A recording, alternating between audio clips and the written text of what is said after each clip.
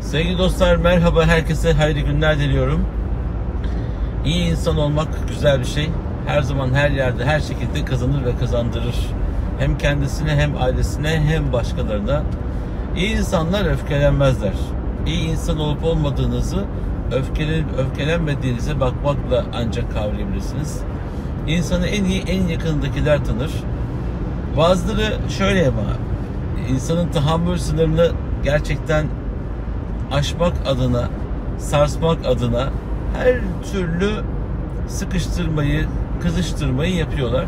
Ondan sonra niye sıkıştın, niye kızıştın, niye böyle bağırıyorsun, neden bağırıyorsun değil de neden bağırtıyorsun sorusunu sordurtuyor karşıdaki insan. Bir insan niye bağırır ki durup dururken? Normal şartlarda bağırmayan bir insan birden bağırmaya başlıyorsa orada anormal bir durum var demektir. O da muhatap olduğu insanların kendisini yaşattığı duygu dünyasından kaynaklı olur.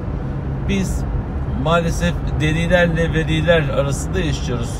Kimisi veli, kimisi deli, kimisi kıt anlayışlı, kimisi yüksek bilinçli ve yüksek anlayışta. Dolayısıyla insan içinde yaşadığı toplumun bir parçasıdır, uzantısıdır. Eğitimle iletişim bağlantılıdır. Yani eğitim oranı insanın iletişim kalitesini yükseltir. Bir taraftan da çok büyük okulları okumuş olan insanların çok akıllı olduğunu ve doğru hareketler yapacağını düşünürüz. Bu da farklı sonuçları doğurabilir. Çünkü insanın ne kadar büyük okul okuduğundan ziyade okuduğu okuldan ne kadar büyük fayda sağlamıştır, buna bakmak lazım. Ve ağzından dökülen sözler insanın zihninin, beyninin, fikir dünyasının kaç kilogram olduğunu gösterir. Ağzından dökülen sözler bozuksa, bozuk bir çevreyle takıldığını, yanlış bir muhitte oturduğunu, dengesiz bir ailede yetiştiğini gösterir. Hayata, hayatın içindeki değerlere, hayatın içindeki formüllere, birbiriyle bağlantılı entegrasyonlara eğer yapısal oluşumu yoksa, o bağlantıyı kuramadıysa, kinetik enerji oluşmamışsa hayatın her bölümüyle kavga halinde olur ki bu da insana çok büyük kayıplar verir. Ama insan değişik bir varlık, değişik bir tabiat. Çok çabuk kırılır, çok çabuk dağılır, çok çabuk kendini toparlayabilir de aslında. Ama dağılmayı ve vurdum duymaz olmayı, hiçbir şeyle ilgilenmeyeceğim diyerek herkes bana bakmakla yükümlü, devlet bana bakmakla yükümlü gibi kendince çıkarımlarla kendi iç dünyasında çekmekeş, böyle bir başıboş ve yalnızlık hissine kapılıyor ki bu da çok büyük bir kayıptır. Aziz dostlar, insan öfkesini yutmalı. Kur'an bunu söylüyor. Estağfirullah. اَلَّذِينَ يُنْفِقُونَ فِي السَّرَّاءِ وَالضَّرَّاءِ وَالْكَاظِمِينَ الْغَيْظَ وَالْعَافِينَ عَنِ النَّاسِ وَاللّٰهُ يُحِبُّ الْمُحْسِنِينَ. Muttakileri anlatıyor Allah Teala. Hemen ayetin sonundan buraya bağlanıyor. Diyor ki onlar Allah için harcama yaparlarken, ihtiyaçlarını da giderirlerken, genişlikte, bolluktayken de yaparlar. Sıkıntıda, darlıktayken de, imkanlar kıt olduğu zaman da yaparlar. Öfkelendiklerinde öfkelerini yutarlar diyor Allah. Yutuyor musunuz öfkenizi? Yutuyor muyuz öfkemizi? وَالْعَافِينَ عَنِ النَّاسِ ve insanları çokça affederler. Affediyor muyuz? Vallahi ben affediyorum. Kimse bana bakmasın öyle affediyor musun diye bazen soruyor dostlar. Sen affediyor musun diye. Affetmesek bugünlere kadar gelemezdik. Biz affettikçe Allah Teala onları yerin altına ya da oldukları yerden tepe aşağı Biz affettikçe Rabbim bizi de yukarı doğru çıkardı. Madem böyle bir sır var, böyle bir bileşen var, böyle bir formül ve sonuç var, biz bunu tercih edeceğiz. Çünkü vallahu yuhibbul muhsinin, Allah iyilik yapanları sever diyor. Ya bundan daha büyük bir nimet olabilir mi? Ve Allah ilerleyen bir sonraki ayet-i kerimede de onlar bir fiil, kötü bir fiil işledikleri zaman ya da kendilerine ya da birilerine bir haksızlık yaptığı zaman Allah'a bağışlanmak üzere talepte bulunurlar günahlarından dolayı.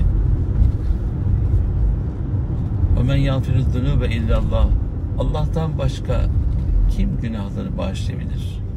وَلَمْ يُصِرُّوا عَلَى مَا فَعَلُوا وَهُمْ يَعْلَمُونَ, ancak bile bile ısrarla o yanlış yaptığı şeyleri yapmaya devam ederlerse hayır. Bile bile yalanda, yanlışta, haramda ısrar ederlerse Allah Teala onların günahlarını bağışlamayacağını söylüyor. O zaman hatada ısrar etmemeliyiz. Öfkemizi yutmalıyız. Güzel insan olmaya söz vermeliyiz. Güzel insan olmaya söz veren kişi güzellikleri yaşar. Kalbinde, ruhunda, gönlünde, zihninde. Şu kafanıza takılanları tek tek sayıp durmayın ya. Allah aşkına ya. İyilikleri güzelleştirin, çoğaltın. Onun bunun kusuruna, onun bunun derdine takılıp kalmayın. Siz kendi kendinize bakın. Kendi muhasebesini yapmayan insan başkasının muhasebesini yapabilir mi? Kendi kapını temizlememişsin. Başkasının kapısının önünün ne kadar kirli olduğunu söylüyorsun. Haddini aşma. İşine bak derler böyle yaptığınız zaman. Lütfen kendi konuşmanızı güzelleştirin. Kendi kalbinizi temizleyin. Kendi işinizi güzel yapmaya çalışın. Kendi gönül dünyanızı temiz, tertemiz tutmaya çalışın ki Allah önünüzü açık bıraksın. Evini temizlemeyen, arabasını temizlemeyen, gönlünü temizlemeyen insan yol alamaz. Zaten evi, etrafı, sağa solu darmadağınıksa insanın kafası da darmadağınıktır. Kafasının temizliği etrafı da yansır insanın. İster hizmetçiniz olsun, ister kendiniz olun, evinizi, arabanızı temizleyin ki gönül dünyanız temizlenmeye başlasın. Bu tertip, bu düzen Peygamberimiz Efendimiz Aleyhisselatü Vesselam'ın bizatihi kendi yaşam planlamasında, yaşam standardına vardı. Atına da, devesine de tertemiz binerdi. Kıyafetlerini pırıl pırıl yapardı. Yüzü daima tebessümlüydü. İnsanlara ön yargıyla değil, insanlara musamaha ile tahammülkar bir şekilde alttan alarak onlarla yaşam planlamasını değerlendirir ve ticaretini, siyasetini, cemiyetini de bu şekilde yapardı. Efendim peygamber yok bugün. Peygamberin ümmetiysek onun ümmeti olarak bugün en güzelini yapmak durumundayız. Bize yakışan da bu. Allah Celle Celaluhu da sever. Peygamberimiz Efendimiz Aleyhisselatü Vesselam da sever. Melekler de sever. Yaratılmış varlıklar, tüm insanlık, hatta kedi, köpek, kuşlar, hayvanat bile sever. Ama bunları yapmayıp bunların haricinde ruh dünyamızı alt üst edecek bakışları, planları yaparsak düzelmemiz mümkün değil. Aziz dostlar, güzel insanlar isyan etmezler. Başkaları için dahi olsa problemi çözerler. Doğru, dürüst bilgiyi ortaya en güzel şekilde koyarlar ki insanlar faydalansın diye. Biz iç dünyamızdaki kötü düşünceleri dış dünyamıza yansıtıp başkalarının da bu duygu dünyası içerisinde kendilerini karartmalarını, kendi dünyalarındaki sıkıntılarını artırmalarını sağlarsak, isteyerek ya da istemeyerek, bu çok büyük kayıp olur. Allah bu duygu, düşünce planlamasından bizleri uzak eylesin. Müslümana ümit var olmak yakışır, iyi niyetli olmak yakışır, güzel huylu olmak yakışır, güzel bakışlı olmak yakışır. Allah bu güzel bakışı hepimize nasip eylesin inşallah. Bu duygu düşüncemizle geleceğe güzel bakış yapabilmeyi, gelecek planlamasını, projeksiyonumuzu çok geniş bir şekilde yapabilmeyi, aydınlık yarınları yakalayabilmeyi hepimize nasip eylesin. Herkesin ve her şeyin sahibi Yüce Rahman'a emanet olun. Allah'a ısmarladık.